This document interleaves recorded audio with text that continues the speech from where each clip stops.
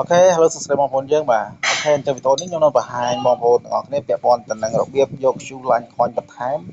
នៅក្នុង account Queue Line របស់យើងអញ្ចឹងណាបងប្អូនយើងបាទអញ្ចឹងពេលដែលបងប្អូនចូលមកក្នុង account Queue Line ហើយបងប្អូនបាទមើលឈៀងខាងលើបាទគឺរូបកដោមួយហ្នឹងបងប្អូនចុចមកបាទបន្តមកទៀតកន្លែងនេះគឺគេតម្រូវឲ្យយើងចូលទៅមើលវីដេអូចំនួន15នាទីយើងនឹងទទួលបាន3គ្រាប់អញ្ចឹងបើសិនជាបងប្អូនទំនេរបាទគឺបងប្អូនអាចចូលទៅមើលបានណាគេចុចមក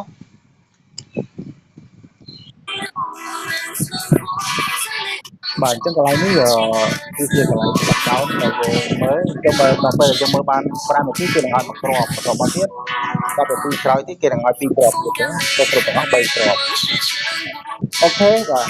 អរគុណច្រើនទៅវីដេអូនេះមានតែប៉ុណ្ណេះទេបាទអរគុណច្រើនបាទដើម្បីជំរាបចាំវីដេអូក្រោយបាយបាយ